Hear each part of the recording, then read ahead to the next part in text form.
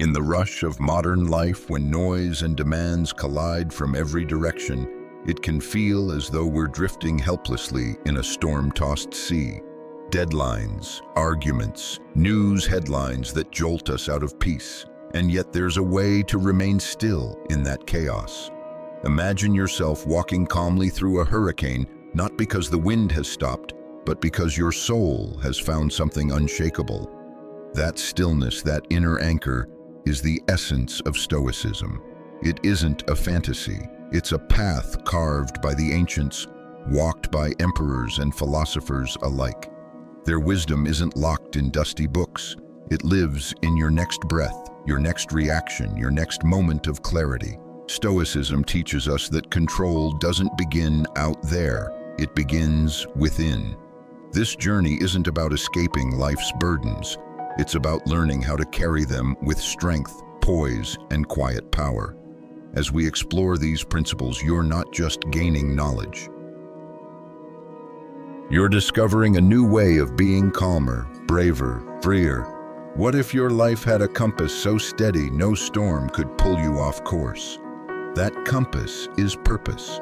Picture yourself lost at sea, the waves throwing you in every direction. Without purpose, that's where many of us live, tossed about by moods, expectations, and setbacks. Epictetus reminds us difficulty reveals character, and with purpose, even the fiercest challenge becomes a proving ground. This isn't about career goals or flashy achievements. It's deeper. It's about choosing the kind of person you are becoming, your values, your reasons, your why. To find that purpose, you don't need a map, you need a mirror. You must look inward with fierce honesty. Beyond surface wants, beyond what the world tells you to desire, lies something truer. And when you find it, everything shifts. What once felt like overwhelming obstacles begin to shrink. What used to throw you off now becomes part of the path. You walk with clarity because you know what matters. There's something almost sacred about that kind of clarity. It doesn't shout, it doesn't boast, but it steadies you. Your purpose becomes your lighthouse in the fog, always there, always calling. It might demand sacrifice. It might ask you to shed old identities, to outgrow parts of yourself that kept you small. But what it gives you in return, resilience, peace, integrity, is worth it. And as you walk that path, you begin to see you are not here to merely survive. You are here to live with intention. When was the last time you asked yourself not what you wanted to do, but who you wanted to be? Once purpose is rooted in your heart, the next step is devotion. Not passion, the fleeting kind, but diligence, the kind that wakes up even when tired, that chooses growth over ease.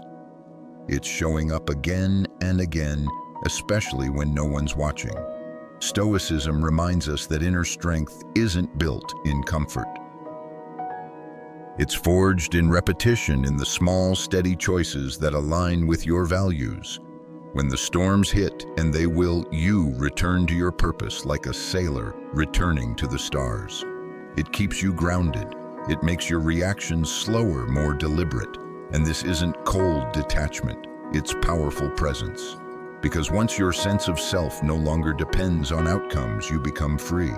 In a world obsessed with noise, stillness is rebellion. So ask yourself, what is your rebellion made of another truth? Stoicism offers is that offense is a choice. It sounds radical at first, doesn't it? Someone insults you, your heart races, you want to fire back. But Stoic wisdom whispers your emotions begin not with them, but with your interpretation. Therein lies the power. You can choose how to see, how to feel, how to respond. Each time you resist that first impulse, the snap reply, the slammed door, you are growing something rare: composure. You are building a mind that doesn't panic at every provocation. Like a sculptor carving a statue, each pause refines you.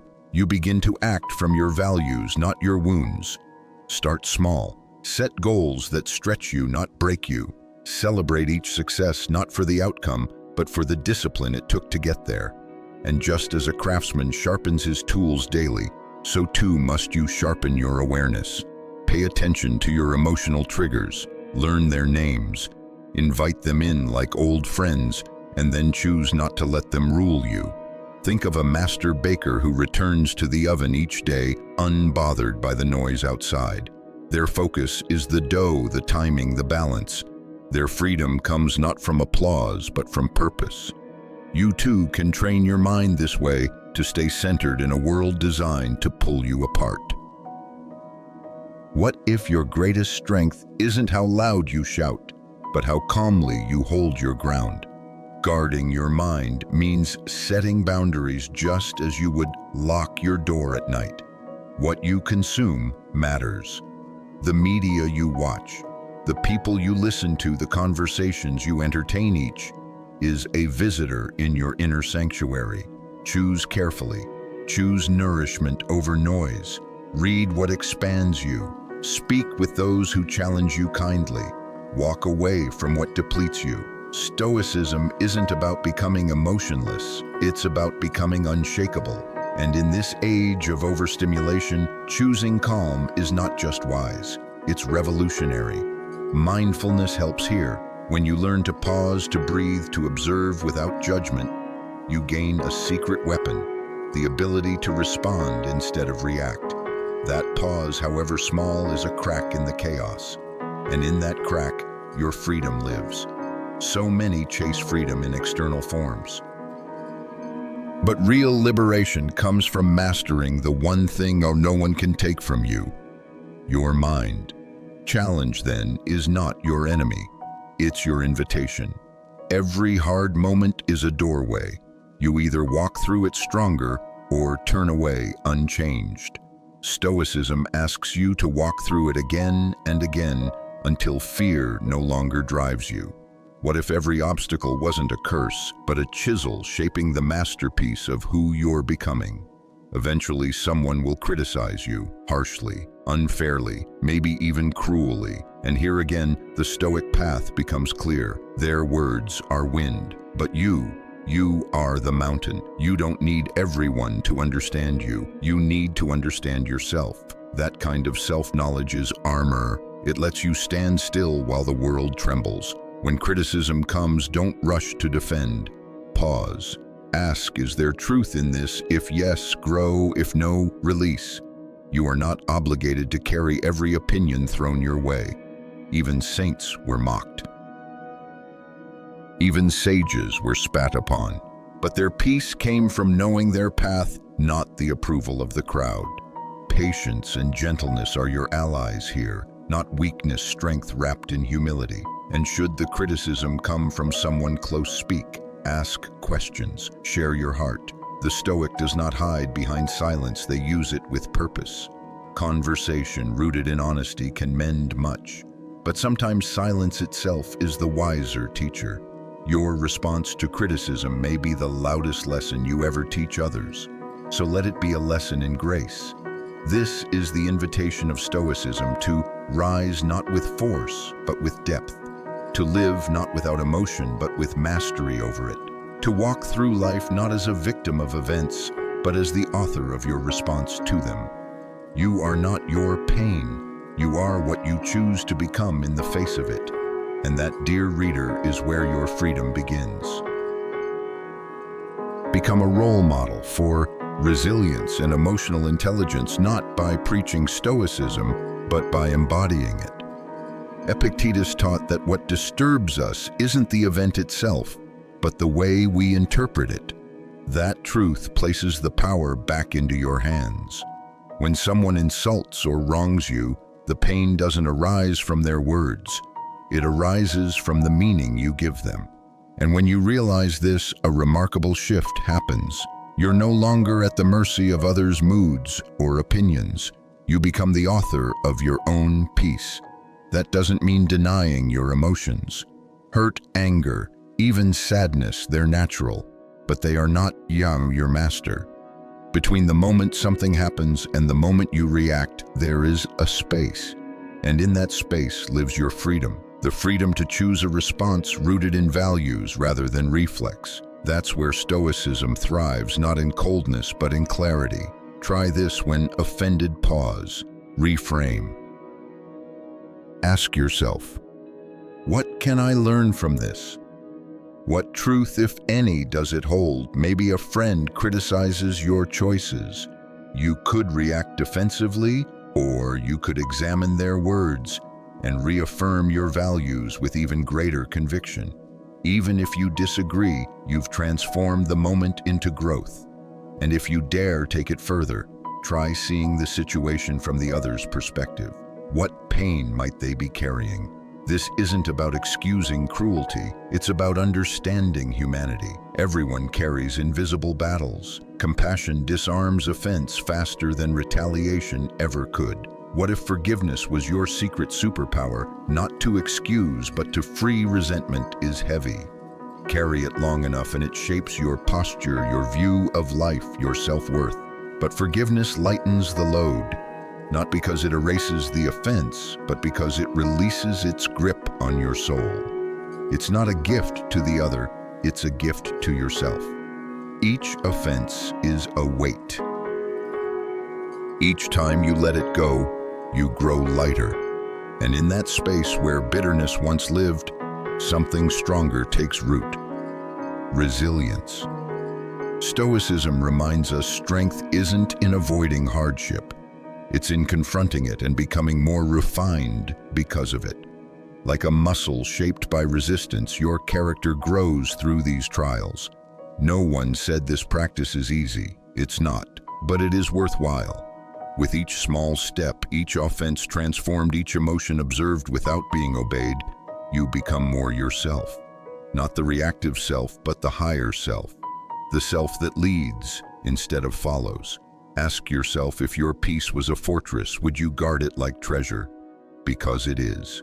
Fear and shame, these two shadows follow many of us.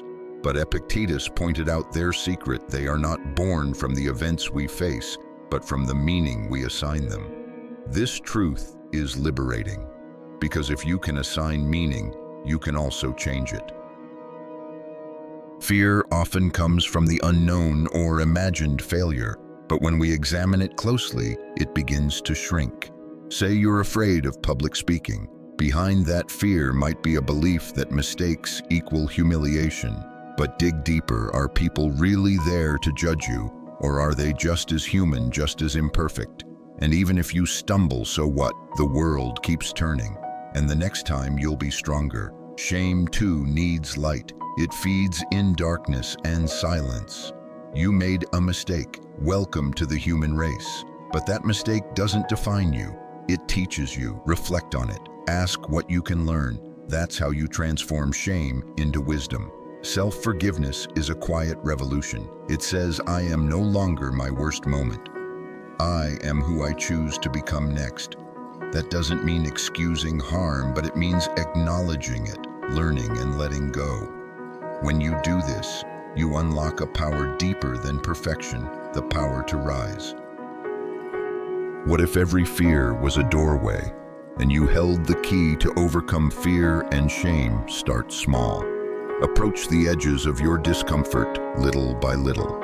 Each time you do, you'll find the monster isn't as big as it seemed. And if it still feels heavy, lean on others. Talk. Confide. You'll be surprised how many carry similar scars. Epictetus also taught a practical technique called premeditatio malorum, the premeditation of evils. It means envisioning potential obstacles before they happen, not as a pessimist, but as a realist. When you expect challenges, you don't freeze in the face of them. You act. Before a big moment, a meeting, a decision. Imagine what could go wrong. Visualize the technical glitch, the tough question, the nerves. Now picture yourself handling it calmly. When the moment comes, you'll be prepared. You've rehearsed it not with dread, but with confidence. This is how Stoics stayed calm amid storms. They didn't wait for chaos to strike. They trained for it. Like a warrior sharpening their sword in times of peace, you strengthen your mind in moments of stillness, so it doesn't falter in battle. Anticipating obstacles makes you nimble. Life is rarely predictable. Rigidity breaks, flexibility bends and survives. When your expectations are grounded, you are harder to disappoint, easier to uplift. What if peace wasn't the absence of challenge, but your ability to remain steady? In its presence, balance is key. While preparing for difficulty, don't forget your strengths. You have tools, knowledge, experience, friends, faith. Name them, trust them, let them remind you that you've overcome before and you can again. Reflect regularly. Look back not with regret, but with curiosity. What tripped you up last time? What worked? The past isn't a prison, it's a teacher. Study it with compassion, not judgment. From it, you'll find patterns, and from patterns, power. Inner strength doesn't come from resisting life. It comes from responding to it with intention. Self-awareness is your starting point.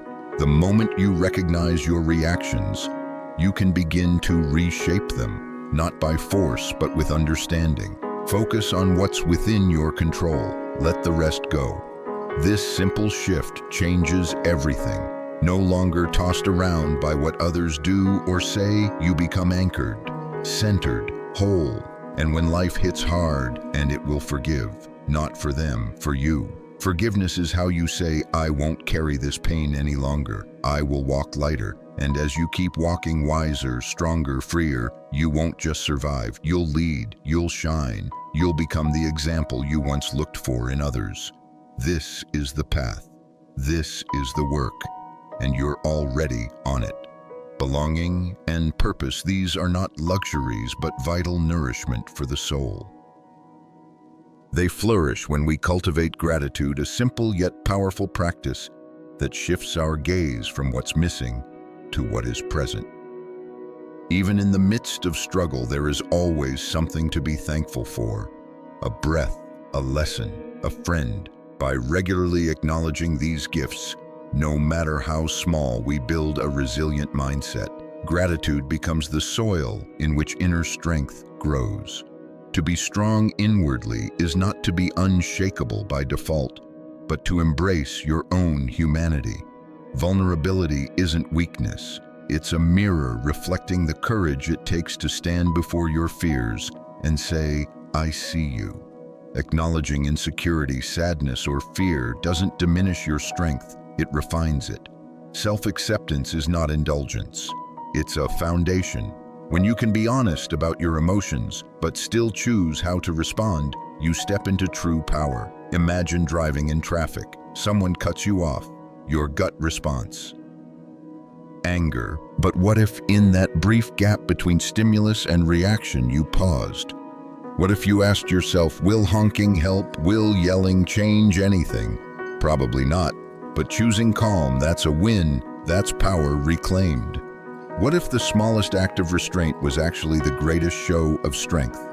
In our fast-paced culture, instant gratification is everywhere.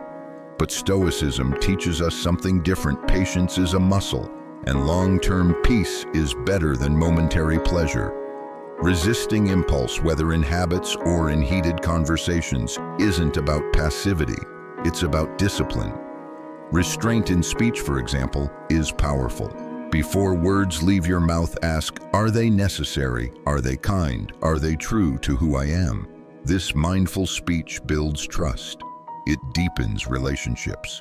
And just like training a muscle, practicing restraint takes repetition. Build structure around your tendencies. If you procrastinate, create routine. If you burn with anger, learn breathwork. Each small change strengthens your ability to act with reason, not reflex. Every decision is a moment of truth. At work, in life, when pressure mounts, do you rush? Or do you pause, reflect, align with your values? The Stoic path is not to move slowly, but to move intentionally. That's how you gain clarity. That's how you lead. It's not about being passive. It's about being precise. Every action becomes a conscious choice. That is freedom. When was the last time you let silence speak louder than your reaction? Reflection becomes your compass. Ask yourself daily, where did I react without thinking? Where could I have chosen better? This practice doesn't shame you, it shapes you. Like the sculptor with marble, you slowly carve out your truest form. Mindfulness anchors this journey. Through breath, stillness, or silent observation, you begin to recognize your impulses before they become actions. That gap between emotion and response. That's your battlefield. That's where strength is won. Acceptance is another cornerstone. Not surrender, but intelligent engagement with reality. When hardship arrives, denial delays healing. Acceptance clears the fog. You lose your job, grieve, yes, but then act. Update your resume, reach out, pivot. Resisting reality wastes energy. Accepting it reclaims power. Mindfulness and meditation help us hold space for life's imperfections. Each inhale says, "This moment is enough." Each exhale releases control. It's not weakness, it's wisdom. And when you embrace life's flow, its messiness, its mystery, you begin to walk with peace. Perfection is an illusion. Let it go. You are not here to be flawless. You are here to grow. The pursuit of perfection isolates us from ourselves and others. But embracing your humanity, your mistakes, your learning, your effort, makes you real, makes you whole. Have you ever paused to appreciate what hasn't gone wrong today? Gratitude is the doorway to acceptance. When you see what's working, you soften your grip on what's lacking. It doesn't mean you settle, it means you breathe. And in that breath is joy, even in challenge. Relationships improve too when we release the need to control others. People will fail your expectations. That's not personal, it's human. Accepting others not blindly but with compassion builds deeper bonds. Empathy becomes your bridge. You can still set boundaries. You can still walk away from harm, but you do so not from rage, but from clarity, from understanding. That's strength with grace. To live according to nature, as the Stoics urged, is to live in harmony with reason, reality, and relationship. It means knowing yourself deeply, your gifts, your flaws, your values, and aligning your actions with that truth. It's not conformity to the world's demands, but alignment with your soul's compass. Nature changes, so do we. Growth, rest, loss, rebirth. These are not failures, they are seasons. When you stop fighting the cycles, you begin to flow with them. And in that flow, you find peace. Virtue is your guide, wisdom, courage, justice, and temperance. Not as lofty ideals, but as practical tools. Wisdom helps you see clearly. Courage helps you move. Justice helps you act fairly. Temperance keeps you in balance. Together they help you live as you were meant to, whole, grounded, free. Living by nature also means honoring our social bonds. We are not islands. We belong to each other. Every act of kindness, every moment of support, it's not just nice, it's necessary.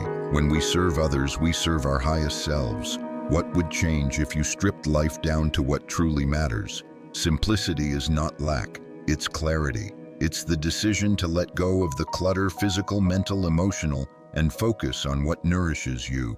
Fewer possessions, deeper conversations, more silence, more meaning.